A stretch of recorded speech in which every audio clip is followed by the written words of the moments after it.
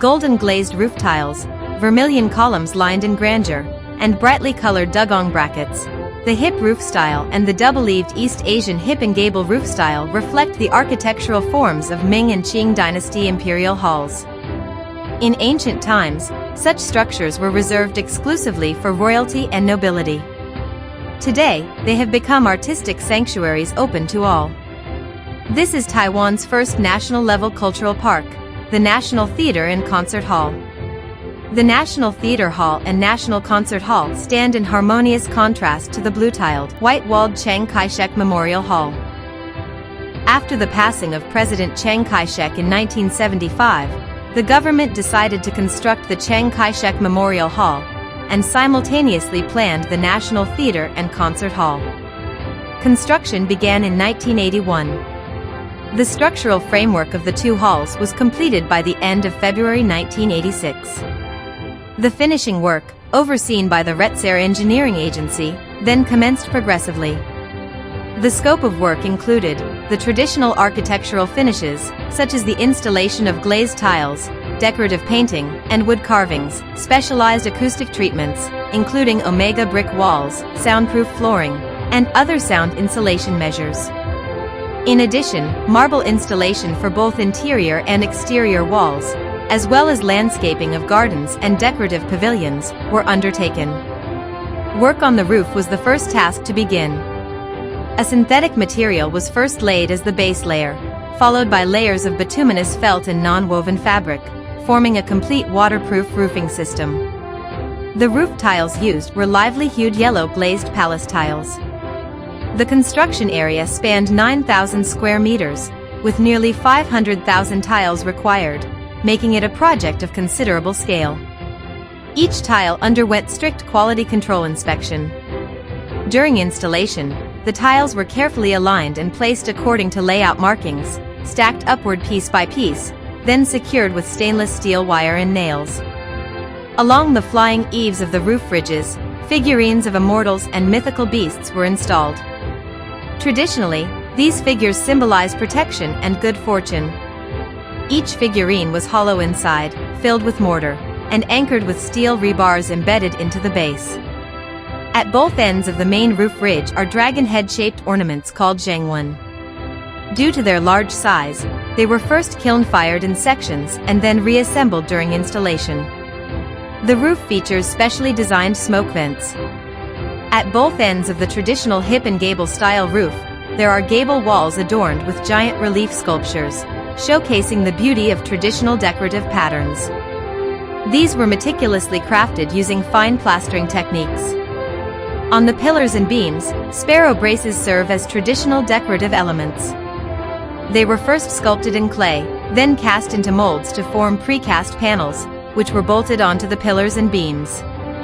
The National Theatre and Concert Hall adopted a standard Qing dynasty-style color painting. The paintings were created based on special designs and meticulously hand-painted, stroke by stroke, before being assembled into vibrant, lively murals. The traditional phrase carved beams and painted rafters symbolized nobility in ancient times, with each motif bearing its own auspicious meaning, expressing solemnity without frivolity. Above the audience seating, ceiling suspension frames were installed, forming numerous walkways for maintenance work. The main caisson ceiling sits at the center beneath the suspension frames. The caisson is richly adorned with carved floral patterns and wooden sculptures. These wooden carvings, symbolizing auspiciousness and harmony, are indispensable decorative elements in traditional architecture. Dugong are the most commonly seen ornaments in traditional architecture. Here, various types and sizes of dugong are assembled piece by professional craftsmen using first-grade cypress wood. Many of the flat ceilings in the National Theatre and Concert Hall are composed of finely carved and assembled wooden panels.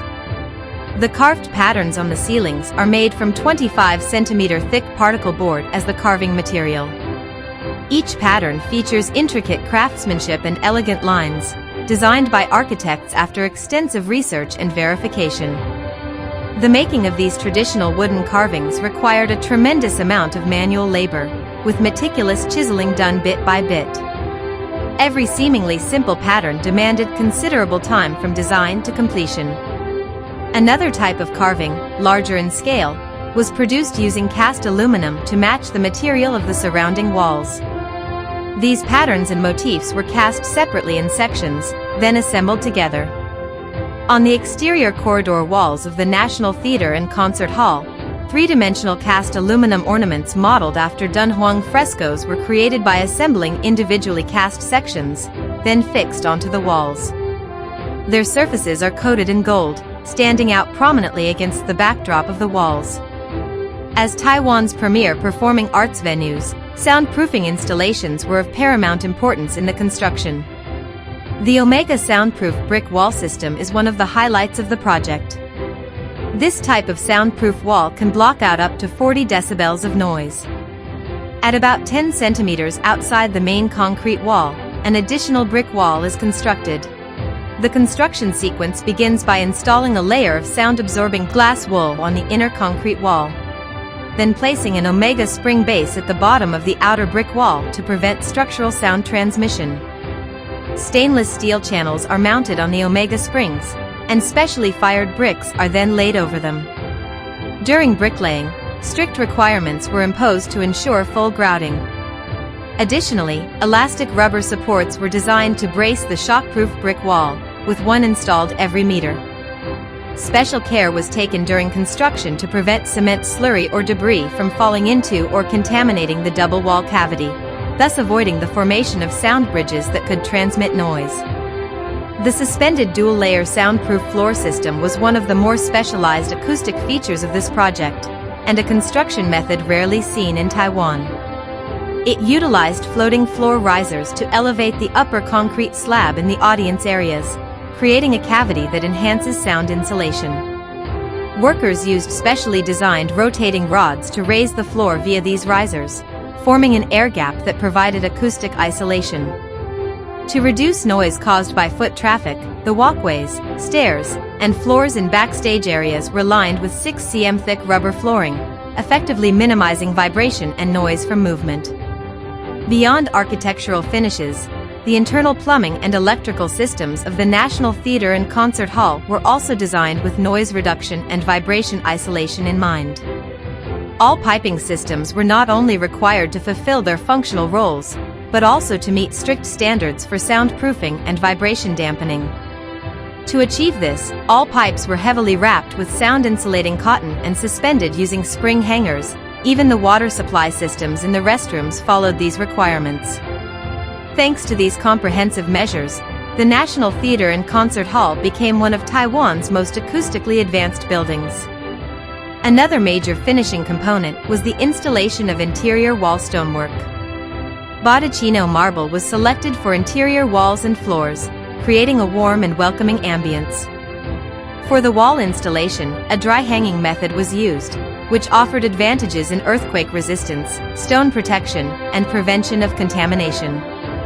Wood grain patterned stone was chosen specifically for column cladding, highlighting beautiful parallel textures. The floors and stair treads also used Botticino marble, installed using the wet construction method.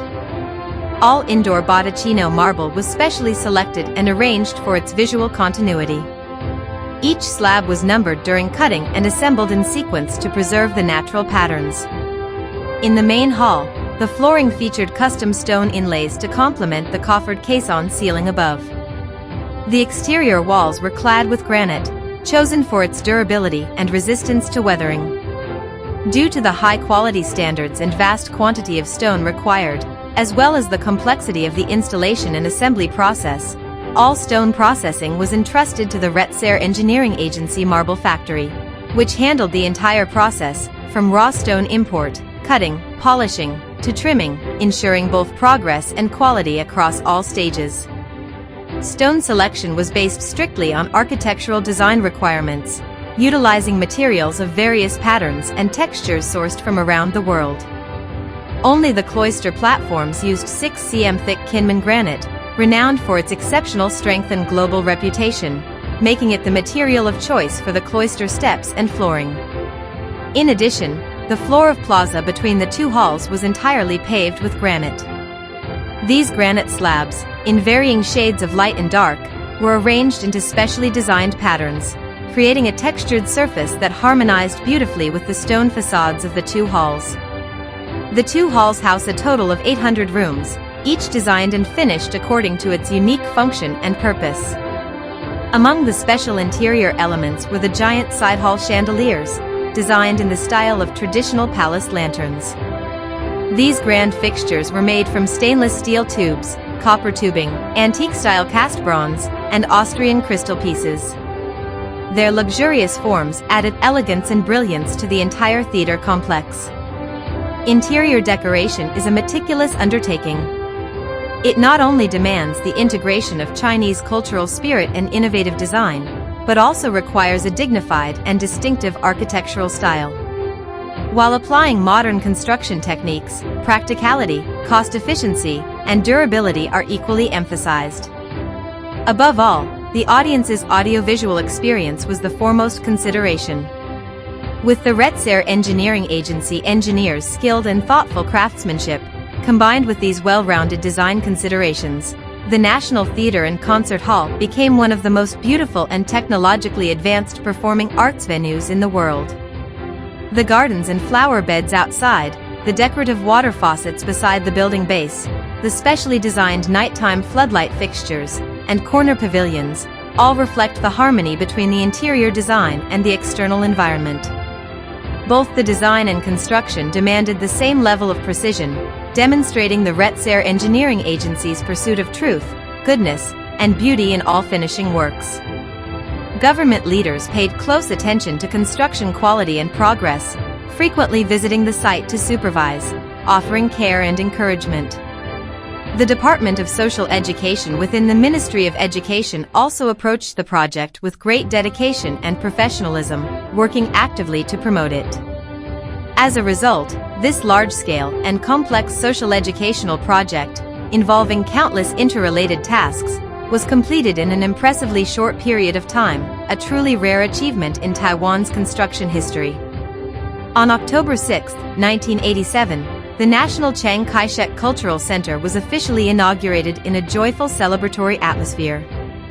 The completion ceremony was jointly presided over by the convener and deputy convener of the Construction Planning Committee. It was a memorable and historic day. From that moment, the National Theatre and Concert Hall stood poised on Taiwan's soil as a platform for dialogue with the world. Every year, numerous large-scale international arts festivals are held, introducing both the most classic and the most cutting-edge performances from around the globe. Through a diverse range of artistic and cultural programs, the center strives to nurture artistic appreciation, establishing a cultural park for all citizens, and positioning itself as a leading brand in the performing arts across Asia.